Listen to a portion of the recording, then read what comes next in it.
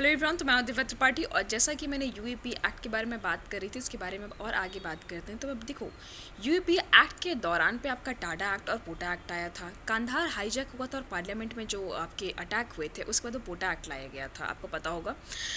अब इन दोनों एक्ट का इतना ज़्यादा मिसयूज़ हो रहा था कि इन दोनों एक्ट को वापस से अमेंड करने की ज़रूरत पड़ती है। पोटा एक्ट को स्पेशली ज़रूरत पड़ती है अमेंड करने की 2004 में। तो जैसा कि मैंने बताया कि फिर उस वक्त यूएपीए एक्ट को भी अमेंड किया जाता है। तो देखिए, यूएपी जो एक्ट है ना, इसकी सबसे खतरनाक चीज़ क्या है, जो मैं बता रही थी आपको लास्ट वीडियो में भी, कि इसमें जो सज़ा का प्रावधान कर दिया गया है, वो कर दिया गया है 180 दिनों का, मतलब 6 महीने का।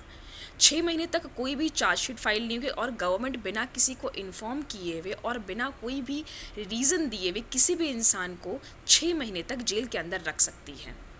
तो मतलब अगर कोई चार्जशीट, अगर कोई फाइल होगी ही नहीं, तो मतलब जो केस है वो जाएगा ही नहीं कोर्ट के अंदर। तो एक इंसान का जो सिविल राइट है वो यहाँ पे इन्फ्रिंज हो जाता है। देखो, अनलॉफुल यूएपीए एक्ट लाने का मतलब ही यही था कि कहीं ना कहीं उस वक्त के टाइम पे जो फंडामेंटल राइट्स थे उनको इन्फ्रिंज करना। जैसे कि उस वक्त freedom of speech and expression का राइट को इन्फ्रिंज कर दिया गया था उस वक्त के टाइम पे, जब यूएपीए एक्ट जब लाया गया था 1962 के वक्त पे। उसके साथ ही राइट टू फॉर्म एसोसिएशन और ट्रेड यूनियन, उसके राइट को ख़त्म कर दिया गया था पूरी तरीके से।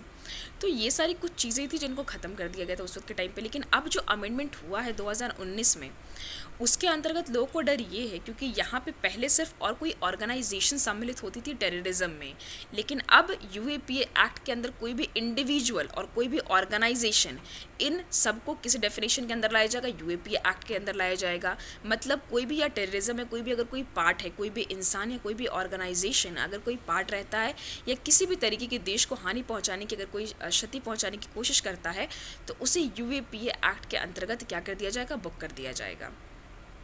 तो कुछ चेंजेस इसमें लाए गए हैं, जैसे इसके डेफिनेशन में जो कुछ ऐड ऑन वर्ड्स किए गए हैं जो मैंने आपको बताएं।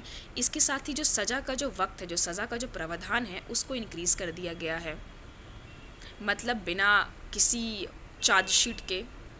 आपको क्या लगता है कि ये जो गवर्नमेंट द्वारा ये जो प्रावधान जो लाया गया है, क्या ये सही है या फिर नहीं? इस बारे में कमेंट सेक्शन में ज़रूर इन्फॉर्म कीजिएगा, ज़रूर बताइएगा कि कैसा लगा आपको इसके बारे में जान के।